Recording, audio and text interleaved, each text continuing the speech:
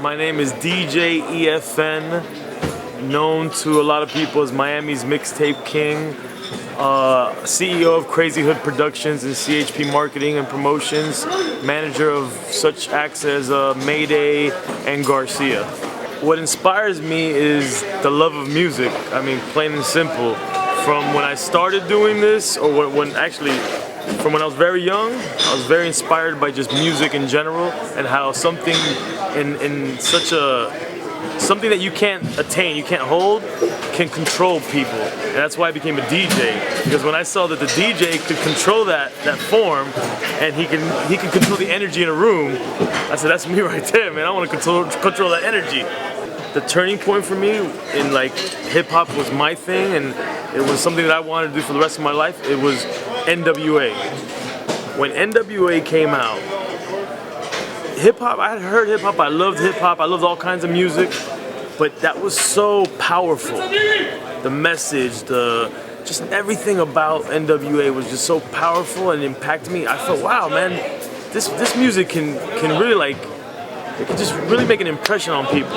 And from that point on, I knew that I wanted to be involved in hip hop specifically. Terminator X for Public Enemy, the DJ for Public Enemy, as far as DJing goes, seeing him behind the turntables and the message that Public Enemy specifically had, and the power that, it was kind of like the counterbalance to NWA. It was the same but way different. And Terminator X being behind that platform, and Terminator X really made me decide I want to be a DJ. He was one of those turning points for me in DJ wise. There was Hennessy was giving out these awards and accolades, and they were giving out checks for AIDS awareness for the Latin community, and they were giving it in New York, California, and in Miami they chose me. In New York was Tony Touch. I don't know who in California was, but in Miami it was me. And they gave I don't know how much it was, so don't quote me, but it might have been $100 grand towards the Latin community AIDS awareness. And they gave me an award, and that was huge. And the second one is winning the Just Those Mixtape Awards the same year that 50 Cent won. And I won for Best New Mixtape DJ. I had been doing mixtape for 8 years already at that point. But it's a New York thing, and I'm from the South, so it was okay that to them I'm new. But it was a big accomplishment for me. Being from the South, specifically from Miami, Florida, and more specifically from a place in Miami called Kendall, which to most would be a suburban area of Miami. But trust me, it's no suburb. If you watch Cocaine Cowboys, you will know what I mean. But when I started doing music in the mid-90s, nobody would have ever thought of hip hop artists coming out of Miami, little less Kendall. And my persistence is what really helped me go through those barriers. And it's just the crew that I had, Crazy Hood Productions, we're 20 deep, young cast, just hungry.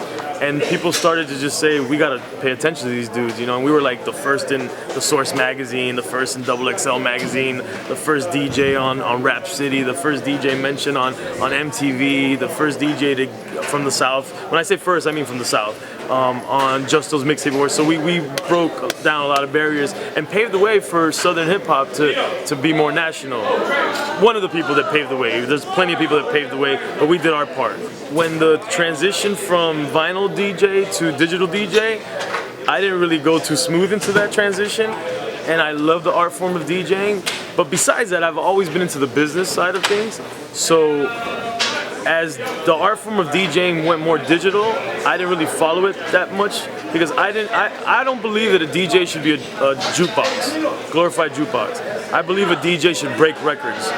And what happens, I feel that DJs have put in a situation where it's the iPod generation is they want to hear what they want to hear, and you're gonna play what they want to hear, instead of you telling them, listen, this is what's dope.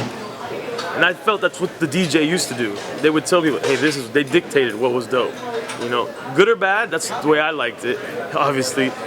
So I always did business from the get. It was very important for me to have the business side of the industry down pat. So it was an easy transition. I just decided, I always managed artists, I just got more involved in the behind the scenes of the industry. I want them to remember some pioneers of South Florida and the South and me specifically as a pioneer of the mixtape scene from the South.